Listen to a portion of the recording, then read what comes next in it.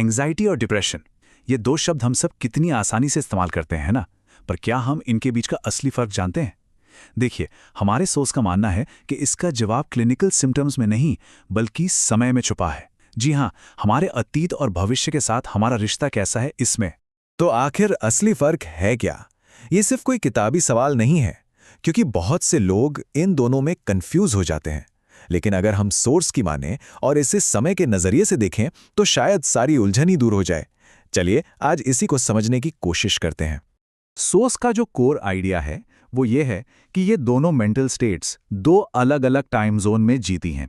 मतलब ये सिर्फ उदास या घबराहट महसूस करने के बारे में नहीं है, ये इस बारे में है कि हमारा दिमाग, हमारा फोकस किस समय पर जाके अटक गया है, गुजरे हुए कल में या आने वाले कल में।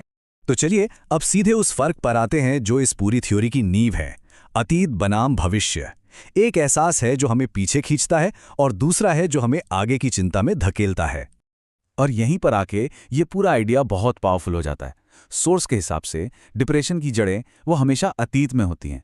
हमारा ध्यान उन चीज़ों पर होता है जो हो चुकी हैं, जो गुजर चुकी हैं। और दूसरी तरफ है एंग्जाइटी, जो पूरी तरह से भविष्य पर टिकी होती है। हमारा सारा ध्यान इस पर होता है कि आगे क्या होने वाला है। सोर्स इसे एक लाइन में बहुत ही बढ़िया तरीके से समझाता है। जो लोग डिप्रेशन से गुजर रहे हैं वे असल में अतीत में जी रहे हैं, और जो लोग एंग्जाइटी से गुजर रहे हैं वे भविष्य में जी रहे हैं। ये एक लाइन सोचने पर मजबूर कर देती है कि हमारा ध्यान आखिर है कहाँ। ठीक है, तो इस फ्रेमवर्क को दिमाग में रखते हुए चलिए पहले एंग्जाइटी को थोड़ा और गहराई से समझते हैं। इसे हम कह सकते हैं भविष्य का डर। तो सवाल यह है कि भविष्य का ये डर आता कहाँ से है? सोर्स के मुताबिक इसकी 3 बड़ी जड़ें हैं। पहली, भविष्य को लेकर अनिश्चितता, जब हमें पता ही नहीं होता कि आगे क्या होगा। दूसरी, जब हमारी जिंदगी का कोई साफ लक्ष्य या मकसद नहीं होता। और तीसरी, जब हमारे पास अपनी प्रोग्रेस को नापने का कोई सिस्टम ही नहीं होता। और सोचिए, जब ये तीनों चीजें एक साथ मिल जाती हैं, मतलब कोई निश्चितता नहीं, कोई लक्ष्य नहीं और प्रोग्रेस ट्रैक करने का कोई तरीका नहीं, तो दिमाग को कोई दिशा ही नहीं मिलती। सोर्स इसे मनोवैज्ञानिक भटकाव या साइकोलॉजिकल लॉस्टनेस की हालत कहता है, और यही भटकाव एंग्जाइटी की आग में घी डालने का काम करता है। तो ये तो हुई भविष्य की कहानी। चलिए अब टाइम में थोड़ा पीछे चलते हैं और बात करते हैं दूसरे बड़े कॉन्सेप्ट की, यानी डिप्रेशन, जिसे हम कह सकते हैं अतीत का बोझ। लेकिन डिप्रेशन का कारण क्या है? यहां पर सोर्स एक बहुत जरूरी बात बताता है।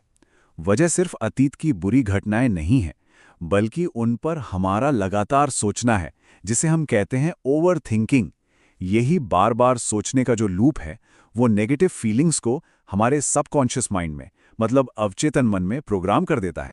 और सबसे जरूरी बात पता है क्या है? हो सकता है कि जिस वजह से सब शुरू हुआ वो प्रॉब्लम अब खत्म हो गई हो, लेकिन वो जो सबकॉन्शियस प्रोग्रामिंग है वो बनी रहती है। यही वजह है कि कभी-कभी उदासी की असली वजह खत्म हो जाने के बाद भी इंसान डिप्रेस्ड महसूस कर सकता है। तो ये सबकॉन्शियस प्रोग्रामिंग आखिर होती कैसे है? सोर्स के मुताबिक ये होती है अल्फा स्टेट में। ये समझिए एक जादुई खिड़की की तरह है, जब हमारा कॉन्शियस माइंड शांत होता है और हमारा सबकॉन्शियस माइंड सुझावों के लिए पूरी तरह खुला होता है। और ये खिड़की दिन में 3 बार खुलती है। 1, सोने से ठीक पहले, 2, जागने के ठीक बाद, और 3, जब हम दिन में सपने देख रहे होते हैं, डे ड्रीमिंग करते हैं। और यहीं पर आकर पूरी पहेली जुड़ जाती है। सोर्स का कहना है कि जो लोग डिप्रेशन में होते हैं वो अक्सर इन्हीं 3 खास अल्फा स्टेट्स के दौरान अपने अतीत के दुखों के बारे में सोचते हैं, और ऐसा करके वो अनजाने में अपने दिमाग को और ज्यादा दुखी रहने के लिए ही रीप्रोग्राम कर रहे होते हैं। तो अब तक हमने समस्या की जड़ों को समझ लिया है, एक भविष्य में है और दूसरी अतीत में। लेकिन अच्छी खबर यह है कि इस कहानी को बदला जा सकता है। चलिए बात करते हैं समाधान की, या जैसा सोर्स कहता है, अपनी अंदरूनी स्क्रिप्ट को फिर से लिखने की। तो जाहिर है, जब 2 अलग अलग समस्याएं हैं तो उनके समाधान भी अलग ही होंगे। एंग्जाइटी के लिए सोर्स एक 3 स्टेप एक्शन प्लान देता है। पहले कारण पहचानो, फिर उसे हल करने के लिए स्टेप्स बनाओ और अपनी प्रोग्रेस को ट्रैक करो। और डिप्रेशन के लिए समाधान थोड़ा अंदरूनी है। अतीत पर सोचना बंद करो और उन अल्फा स्टेट्स का इस्तेमाल करके अपने विचारों को रीप्रोग्राम करो। अगर हम इसे और आसान करें तो ये 2 सिंपल मंत्र बन जाते हैं। एंग्जाइटी का समाधान है चिंता को एक्शन में बदलो, भविष्य के बारे में सिर्फ परेशान होने के बजाय उसके लिए एक साफ प्लान बनाओ। और डिप्रेशन का समाधान है अपना फोकस बदलो। अल्फा स्टेट्स का इस्तेमाल अतीत के जख्मों को कुरेदने के लिए नहीं, बल्कि अपने मन चाहे भविष्य की कल्पना करने के लिए करो।